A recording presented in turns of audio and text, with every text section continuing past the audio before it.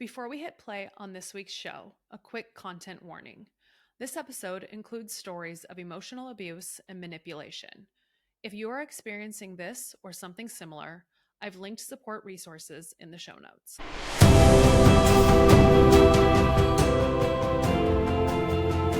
Welcome to the Scarlet Edit, where we talk about affairs, divorces, situationships, and everything in between. I'm your host, Nikki Corbett, and I created this space so no woman ever feels alone in her experience. So grab a drink, get comfortable, and let's get into it. Thanks for being here. All right. Well, Laura Bolton, welcome to the Scarlet Edit. I am so happy to have you here. And I really appreciate you wanting to join me to talk about a very sensitive subject, but unfortunately one that a lot of people have experience with. I think it's also one that a lot of people either don't recognize until they're really deep in it, or don't talk about amongst their friends and family. So we are here to talk about your relationship with a narcissist and your experience inside it and outside it. Yeah, I'm looking forward to this conversation. I'm looking forward to it as well. I told you, I have very limited experience with narcissism. This is a really tricky one because I'm reluctant to label a person as a narcissist because it's really not them. It is them, but it's not who they truly are. It's their behavior. So it's narcissistic trait, like you said, traits, behaviors. That I think is easier than saying what is a narcissist. So what are the traits, for example? And I didn't know. You're really lucky that you haven't had an experience with somebody like that, because most of the women I know actually have.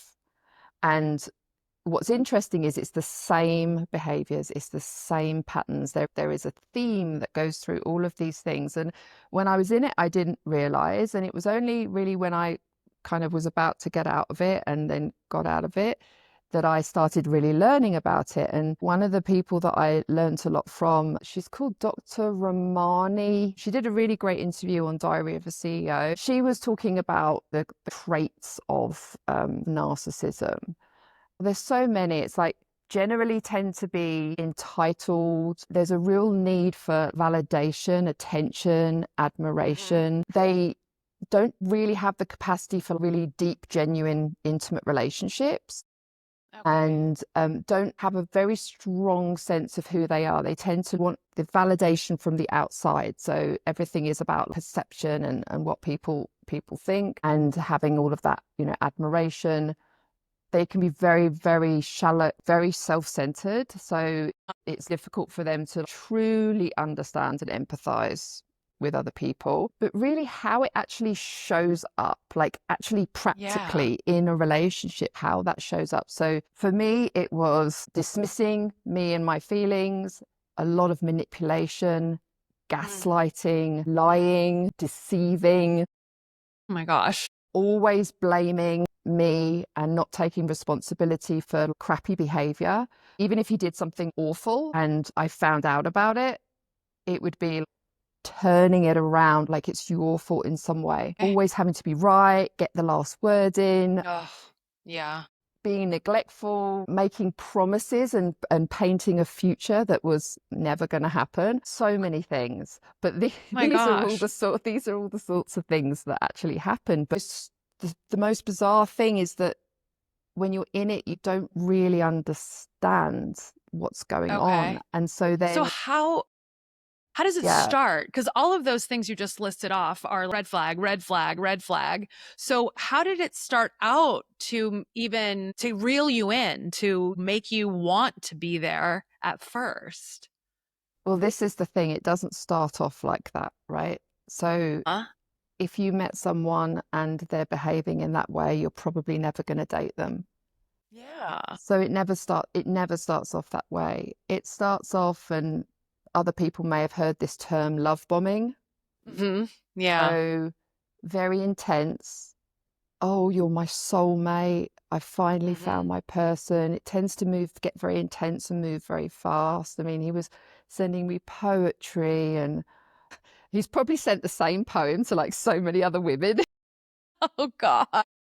I was thinking that after we broke up, I was like, oh, that beautiful poem that he sent me. I bet, well, you probably got it off the internet for a start. Probably didn't even Yeah, write chat it. GPT, write it. And so you think, my God, this person is amazing.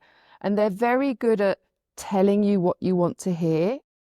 Okay. And so I think a red flag is when it's very intense, moving very fast. I mean, after 2 months of us, we met online. He was in the States and I was Okay. living in Mexico, and we met online. This is going back few years now.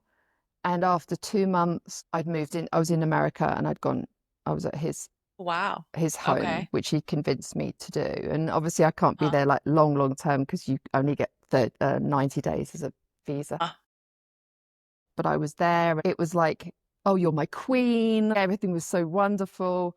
uh-huh. And then after about 3 months, which is typical, it's usually about 3 or 4 months, little things started to change, and it's like a slow creep, Okay. just little things, but it wasn't continuous. So if that kind of abusive behavior is continuous, you go, oh my God, this is awful, and you leave. And so Yeah. it would be like there would be abusive behavior, but then being really nice again. And then I think, oh, he's back to the way he was before. And then it would Okay. happen again, and it became more frequent and more intense. And so it's like you get lulled in, and it's it's very strange for me looking back now, like the person that I am and knowing what I am, Yeah. to think I fell for it. Like it's because you go through, when you break up with them, you go through this period of, it's almost like a bit of shame and like, how on earth was I so stupid? What was I I kept saying, what was I thinking? Yeah. But then speaking with so many other people who had experienced the same thing, they were all the same, and they're not stupid people. They just got lulled into it, and that's what makes it so kind of like tricky. And you feel like you eventually get to the point where it becomes normalized, and you don't really see it for what it is. And other people around were also enabling it, because one of the things with narcissistic people is they don't just come across as assholes to everybody. They are usually very charismatic, very smart, very likable. People go, oh, wow, you're so lucky to be with them, which is the part for me that was the worst, because every time I was thinking this isn't right, everyone was telling me how wonderful he was.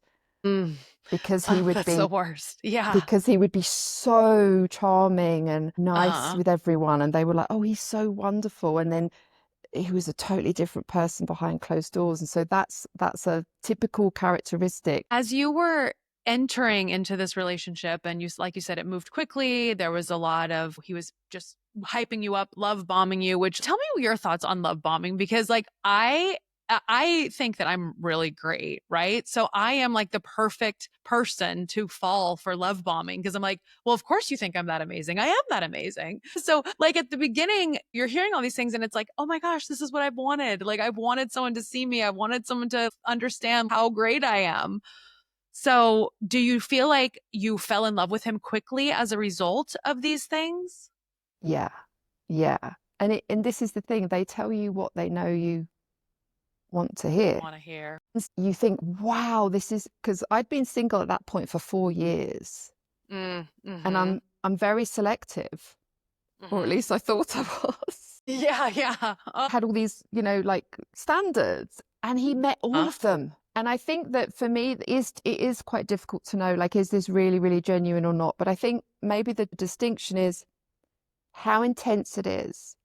Because if there's a genuine connection, why does it need to be so intense? It's like the intensity. It was like so full on, like immediately. And then asking me to move in like 2 months later.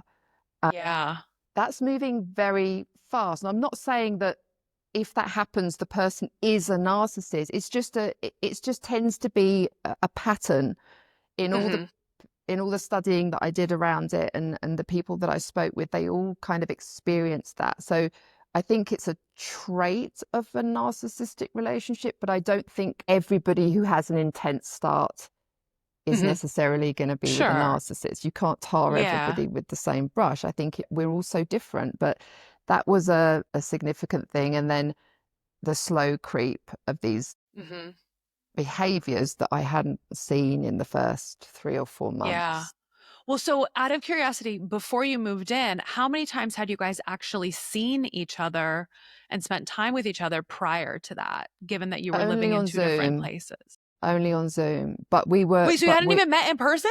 no, Oh my God, wait. Okay, you're talking about burying the lead. Wait, so you had only met him on Zoom and then you moved in with him after 2 we had months. lots of Zooms. It was very intense. Okay. We were meeting on Zoom every day for like 4 hours.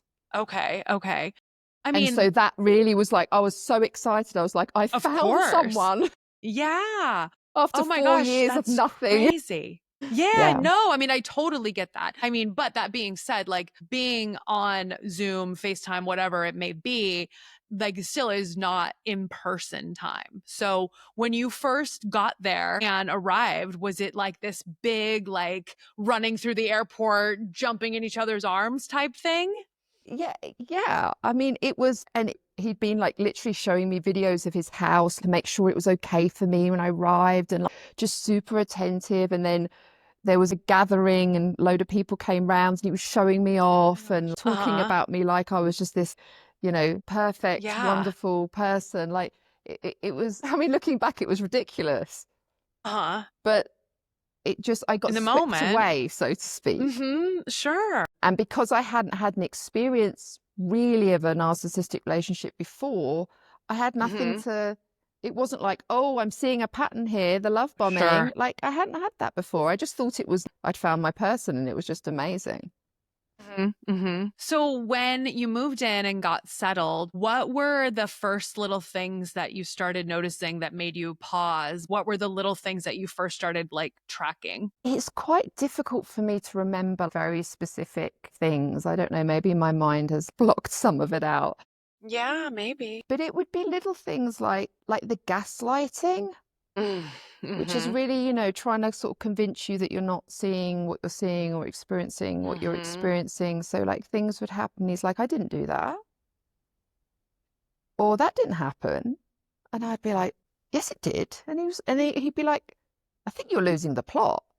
Like he would start making me basically making me question myself. He also would have emotional outbursts. So if something wasn't going right for him, he would just go into this rage, which I hadn't Jeez. seen before. For the first couple of months I was living with him, I didn't see any of that. And then like there would be like these sort of outbursts, or if he would do something and I would notice, and he would like get irritated that I'd noticed and tell me that I had control issues, for example. If he lied about something and it was evident that he had lied, it would be Uh, like he would get really angry and be like, you've got control issues. And it was always turning everything back. But then he would be really lovely again. mm-hmm. But then the frequency, like the periods of loveliness got smaller, Okay. and the Uh-huh. behavior got more and more extreme. So it's like that, what's that analogy of the frog, like in the Like water? in a boiling pot. Yeah. Yeah. And then it's just slowly warming up and warming up. It's kind of like that. Like I said, if it had been really bad at the start, I wouldn't have even spoken with him. Sure, So yeah, sure. those were sort of the kinds of things that it started with. Okay. So as time went on and there was more frequent gaslighting or basically telling you that like what reality was not reality, what made you stop and reevaluate? Well, I was with him for 18 months in total. Okay. That's how long I managed to endure. I think that the turning point for me came when I was speaking with a friend who actually wrote a book about kind of narcissism and abusive relationships. I hadn't said anything to her before, because one of the things you kind of don't want to like tell people about it, because firstly they can see this person, and he was very public, so he was doing all these online videos and online events, and so a lot of people in my community knew who he was, and everyone thought Mm-hmm. he was so great. Mm-hmm. So I kind of felt like I couldn't really talk to people about it. I guess I kept thinking like that classic, I can change him. Oh, yeah. don't do that anymore. Goodness me. But it's like I can be the one to change him. And he would always do this thing about, I'm going through a dark night of the soul, I'm struggling. It was all very kind of poor me. He had this very little boy energy around him, like, oh, poor me, I'm struggling and I only behave this way because I'm struggling. And then everybody else would kind of like mollycoddle him in that way, encourage it. But this friend who knew a lot about narcissism, I ended up telling her about what was going on, and she says, my goodness, that is exactly the same behavior that I had with my ex that I publicly am, now starting to talk about. As she said, it's narcissism, it's abuse. Like, you're in it because essentially being in a narcissistic relationship, it's basically an abusive relationship. Yeah. And Yeah. she helped me to see that. A few weeks after that, I actually ended the relationship with him, and his response was, how dare you? How dare Which you? is very narcissistic. Again, it's the same you can't change them. Like, if you listen to people who know a lot about narcissism, like this Dr. Romani, they say it's near impossible to change, for a narcissist to change. They just, it's so deeply ingrained in them that it's not impossible, but very, very near impossible. Yeah, his reaction was, how dare you do this to me? That was his first reaction. And it was just anger and then vitriol. And I ended up having to block him because it was just so bad. And then he created new email addresses to email me and tell me how terrible I am and how I need help and I need therapy and I'm the problem. And but again, that's the kind of thing you get from someone who's got narcissistic traits. So yeah, that's really how it kind of ended. And I'm really grateful for her to helping me see it. It was the first person that actually said to me, no, this isn't right, because other people around him were, even though I'd kind of told a couple of people a little bit about what was going on, their response was like, no, he's not like that. Like, you don't get believed. But you don't get believed because you're they like, don't I'm the one show living it. This. But they don't show it to anybody else. Apart from people close to them. But what was interesting was around the time we broke up, he'd been working with a team of people on a project. I think because they'd been working together for a while, they had started to see these kinds of traits coming out, and he actually started behaving that way towards one of the female members of the team who I know. Interesting. And so the whole team actually stopped working with him and didn't want to work with him anymore. So it was I felt like kind of really relieved in a way, because it was like a validation. Like, it wasn't just me. Somebody else finally sees it. And so a couple of other people did see that, and they didn't want to be part of that dynamic with him. So So but they tend to only do it with close people. Yeah. So did you feel like by the end, when you confided in that friend, that things like this were happening every day? I mean, is it that frequent at that point where you were just like, okay, I can't do anything right according to this guy? Pretty much, yes. So because I was living in Mexico and I'm not a US citizen, I could only go to the US for a certain amount of time. So, I was there for 3 months, then I came back to Mexico for a while, then I went back there for 3 months. So in the 18 months that we were together, we were physically together 9 months. Okay. And we were not together for 9 months. So it was like kind of half and half. And the last period of our sort of few months of our relationship, I was in Mexico. And he said he was going to come and visit me, and then he didn't at the last minute. And yes, it had gotten to a point where it was really bad. If I said something he didn't like, he would basically ignore me for a whole week as punishment for saying something that he didn't like. And that's the point it got to. And that's when I started talking to my friend about it. Yeah. It was, it got to, like you said, it got to the point where the good was like not even really, it wasn't like good, bad. It was like the good was basically not hardly there at all. Yeah. Oh my gosh. Now, were these types of outbursts or these types of reactions, were they quiet reactions? Were they just like, if he didn't like something you said, would he just like hang up the phone and then you wouldn't hear from him? Or did he have like angry outbursts? Did he yell and scream and throw things? Or what was his kind of way of expressing his distaste for what was happening? Yeah, so when we were actually together, it would be a combination of sometimes silent treatment, which is a very classic trait of the narcissism. And sometimes it would be full-on blood-curdling screaming, Jeez. which he would do in front of his daughter. So he had a daughter who at the time we split up, I think she just turned 8. And he'd ask me for something. And if I didn't do it straight away, he would just like lose it, go absolutely crazy. And then there are other times where he would just ignore me. Like he'd even just do you know what? I'm laughing because it sounds so ludicrous now. Now that I'm out of it, now that I've grown.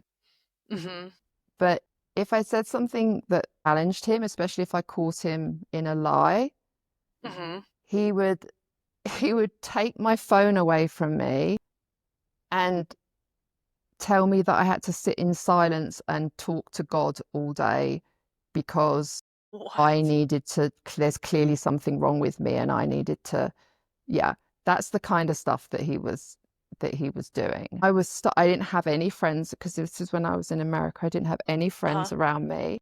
I didn't know anybody and nobody else really knew what I was going through. And so I felt very isolated. This is another trait of narcissists. They'll try and isolate you from people.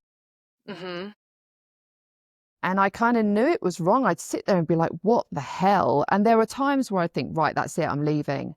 And as soon as I would go to leave, I'm sorry, don't go. And then he would turn on all the charm again. And so it's like this push-pull kind of dynamic going on. And like I said, it seems absolutely ludicrous that I would be in a situation like that because nowadays I can spot them a mile away. They don't get anywhere near me. Hey, quick pause to say this. If this conversation resonates and you're craving a space to go deeper, come join me inside Rewritten, the private Patreon community for the Scarlet Edit. It's where we talk more openly about what our love lives actually look and feel like. You'll get access to live Q&As, behind-the-scenes conversations, and a community of women just like you. No judgment, no shame, just real connection. You can join us at the link in the show notes. We'd love to have you there. That is totally wild. I mean, I feel like if somebody that I was dating and somebody that I thought I was in love with and I thought loved me didn't like something I said and took my phone from me, I feel like I would lose my mind. I would now. There's not a chance they'd get away with it now. I mean, that's just so insane. Yeah. A phrase which is very relevant for me is you always just feel like you're on eggshells. You're constantly, your nervous system is in fight and flight all the time. So there's an anxiety and it's like, oh, did I do the right thing? Oh, will he like this? Oh, I can't say anything because he'll shout at me. You get conditioned into this very anxious fight-flight state, and the phrase walking on eggshells is something that every person who's been in a narcissistic relationship understands what that feels like and what that means. So yeah, that's how I was feeling a lot of the time, and it affected me. It affected my health. I actually developed some health issues from the stress of that, which is really common in people who have been in narcissistic relationships, especially women. Yeah, I can believe that. I mean, with that kind of stress and anxiety, I imagine it was tough to eat, tough to sleep, to feel like you could actually just relax and rest. Yeah, I never felt relaxed because I was always wondering, why is he ignoring me? Why did he get annoyed with me? What did I do wrong? I don't want to be shouted at. I don't want to piss him off. Like, you're just on this constant eggshells. You, again, like I say, even talking about it now, it's like I'm talking about someone else. I can't relate to that Laura of a few years ago. Did you feel like when you would have to go back down to Mexico, did you start feeling a sense of relief when you got to leave because you were like, oh my gosh, now I can breathe a little bit? Or was it just as bad over the phone and FaceTime? Yeah, the last time that I came back from my US visit, I went and sat in this cafe and ordered a smoothie and the sun was out, and I do remember feeling like a sense of relief from coming back. It was just different because when you're not physically with someone, like the abuse is still there, but it's different. You know, you can't take my phone away, you can't slam a door in my face. Like So there was a lot of ghosting, a lot of ignoring. If I didn't say things the way he wanted me to say them, he would just literally ignore me for a whole week. That is so bizarre. At one point, this was a couple of months before we split up, he didn't talk to me for a month, no contact at all. What? I know. I mean, I were you like, know. okay, so is this over? I mean, what was your, like, how do you react to something like that? Because I was so on eggshells that when he said, I need space, it would always be, I need space to consider your behavior and all of this kind of stuff. And I was just waiting for him to get back in touch with me. Oh my gosh. I know it's crazy. And I became a shadow of my former self. When I met him, I was actually happy and confident and Uh-huh. I was in a good place. And by the time I split up with him, I was a nervous wreck. Oh my gosh. And it took me, a good few months to understand what had happened and come to terms with it and go through my own change. Because something I think is, at the end of the day, when you're in a relationship with somebody like that, it's not all them. You are playing a role. And this is what my friend actually said to me before I split up with him. She said, what role are you playing in this? Which is a very powerful question, because if you're in any kind of relationship, whether it be friendship, work, partner, you are the other. It takes two to tango. You are the other person. Yes. So whilst it wasn't my fault for him behaving the way that he did, I was enabling it. I was allowing it. And I had to look at, why was I allowing it? And I realized that I still had, in terms of relationship dynamics, I still had a bit of a savior complex. I can help them. I can fix them. A bit of people pleasing. My sense of self was not strong enough to say, no, this is bullshit. I'm not dealing with this. I deserve better. I didn't have that. And that is the case with all people who are in a narcissistic relationship. Because if you did have a really strong sense of self and you weren't doing the people pleasing savior thing in any way, you just wouldn't, at the first sign of it, you'd be like, I'm out. And so there is a role to play, which is quite tough. It's quite tough to admit that actually I allowed this to go on. When he had his tantrums, I would just wait for him to simmer down, and then he'd say, oh, I'm sorry. And I'd say, it's okay. I did that. So I had to take responsibility for the role that I played. And it was so powerful for me. I'm so glad all of it happened, because the amount of internal growth and change that I experienced as a result of being in that and getting out of it, I have become just so much better than I ever could imagine. Like, I'm self-confident. I know myself. I don't tolerate bullshit from anybody, which is a real contrast to before. I was trying to be the nice one, and I've got to be kind, and I've got to be accommodating. And many women, I know many women listening to this will say, oh yeah, I kind of do a bit of that. I am so grateful for the experience, because it has really made me become who I am now, and I wouldn't change that for anything. And it helps me to understand others. Like when you're working with other people, a lot of people are in those kinds of relationships. So I just see it as another layer to my life, a layer of experience, and I'm just really genuinely glad that it happened, because That of is how so, I've become. You show so much growth and such a heightened level of self-awareness by saying those things. I mean, I think though that it's, so important to acknowledge that you did have the strength to finally say no more. So many people who are in these types of relationships either don't fully understand what types of behavior they're dealing with, or they suffer in silence because of things like you said, like isolation, the gaslighting, manipulation. Also, like a level of shame in admitting that your relationship isn't perfect. If somebody's seeing this guy on the outside that they love, and they're like, oh my God, he's so fun, and oh, you guys must have the best time together. And it's hard to admit that, like, hey, you know what, this isn't that great. So I think that there's a lot to be said that you did have that moment where you were like, wait a minute, I should talk to somebody about this. I should share what's going on. And that you were open to your friend's feedback.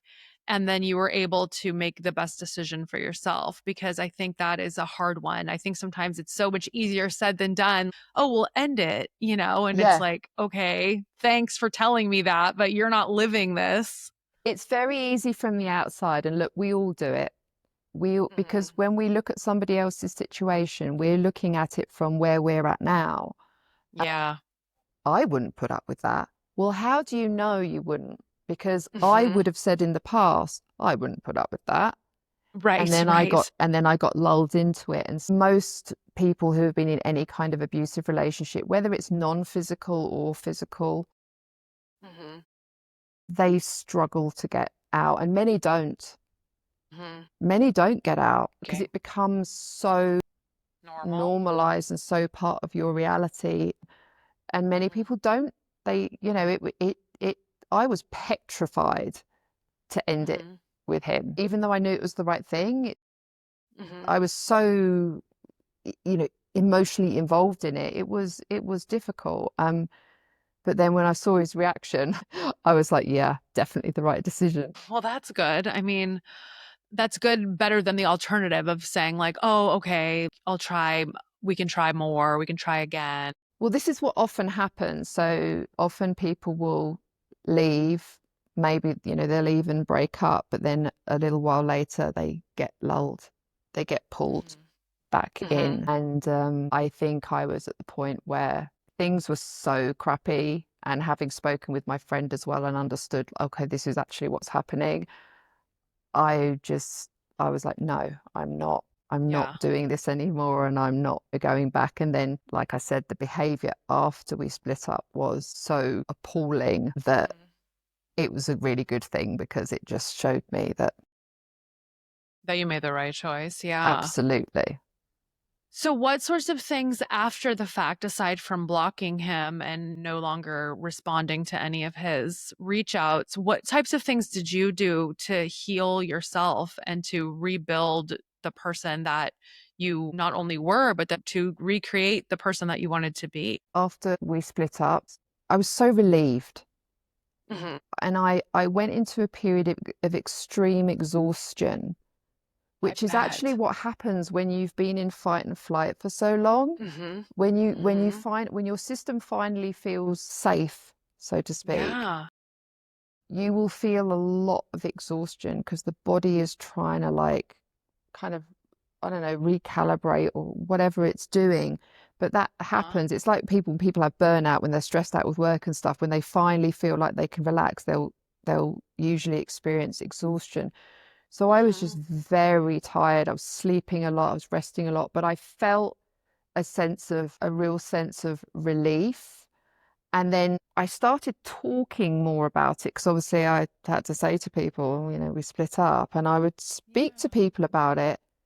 And what was interesting is they would start saying, oh my God, I went through that. Or I have a friend who went through exactly the same thing. And it was, oh, wow, actually, I thought what I was going through was really unusual.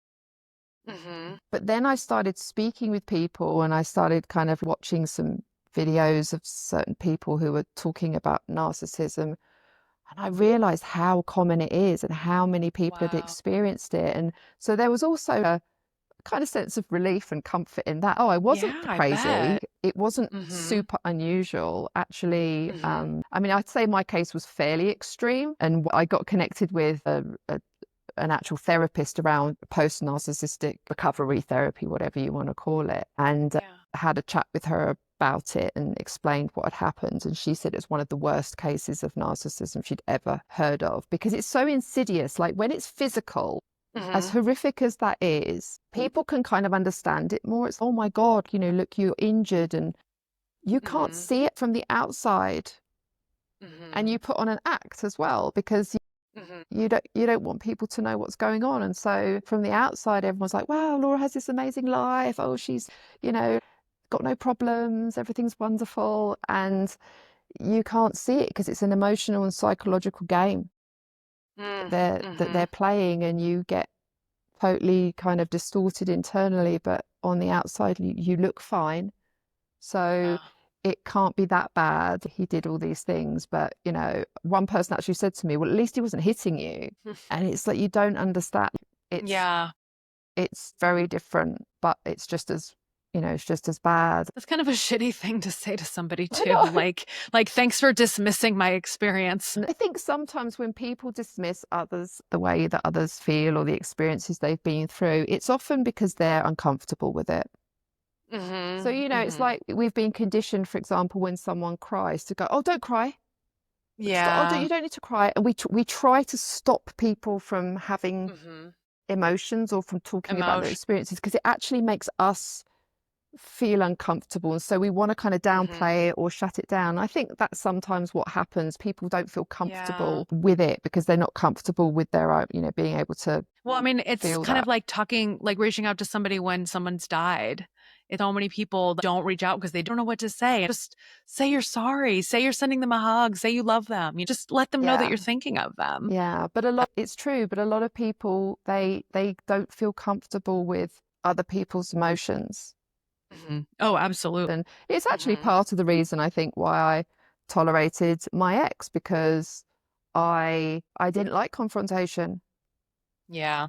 I wanted everything to be nice and everything to be well, and I didn't like dealing with you know, any kind of like conflict. And that's another thing, it's the people pleaser thing. So many of us, and that's why narcissists tend to be in relationships with people pleasers. Because the people pleaser wants to help them and make everything nice and better, and you know, they won't stand up for themselves necessarily, and then that's what the narcissistic person loves. That's what they feed on. And so then you have this, it's like a trauma bond. You have these two people who, with these dysfunctional relationship behaviors, who are basically playing off of each other essentially. And that's really what happens, which is why I said earlier, I played a role. Didn't deserve it, didn't, you know, it's not about fault and deserving. It's you know, what role do you play? And we get what we tolerate. If we didn't tolerate something, it wouldn't be happening because we say no to it. So yeah, it can be a complex dynamic, I think. And when you resolve that kind of people pleasing savior side within you, you won't ever get into a relationship with a person like that again. Because you've changed. The person that I am now is not compatible with a narcissistic person, and I can spot it a mile away. So whilst it's great in one way because it means that I don't get, you know, into a situation like that again, in another way there's almost a downside because I see them everywhere.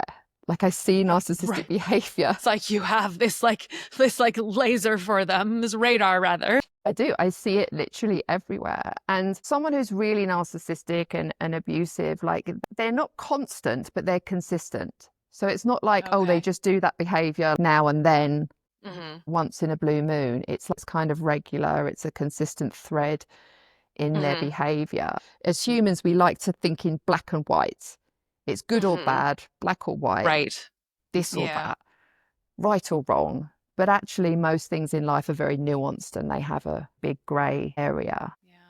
But I think it's just important to be aware of these things, because awareness is the start of everything. If we're not aware of something, we can't change it. We can't, you know, you have to just be aware. And the more awareness you have, the wiser become. Definitely.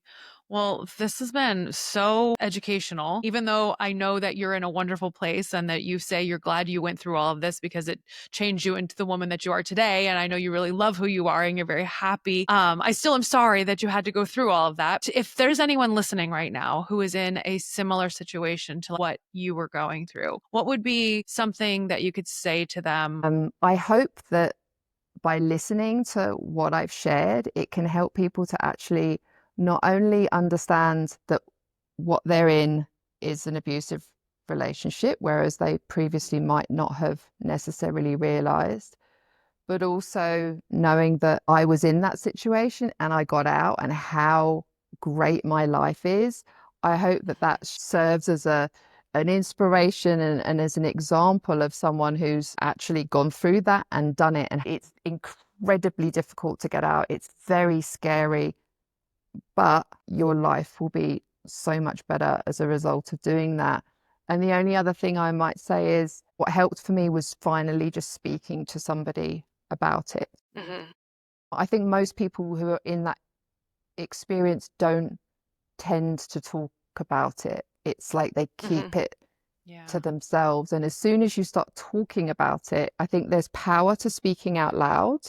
Because as you hear yourself, you're thinking, my God, this sounds terrible. There's a difference when you start to speak something out. Mm-hmm. And also having someone that you trust and being able to actually talk to them about it. I think that is an important step if you feel like you're really struggling to get out. The awareness is the most important piece. If you're not aware that you're in a situation that's abusive, without that awareness, you kind of just go along thinking this is sort of normal. Mm-hmm. And it's not. And I hope that, by hearing my story, people can see how your life can just be so much better when you get out of a situation like that. Well, Laura, thank you so much for being here. I really appreciate your vulnerability, your honesty, and sharing with everyone. Laura is a creative partner. She works with very high achievers, helping them create their dream lives and get after all of their goals. So I'll put her info in the show notes, but please tell us how they can contact you if they'd like to. Probably my LinkedIn and my email. Perfect. Yeah, they're really the only two ways to contact me. I love it. It's like it's very elusive. Absolutely. All right. Well, everyone, thank you for tuning in. Thank you for listening. If you liked the episode, please go in and give us a great rating and review, and we will talk to you next week.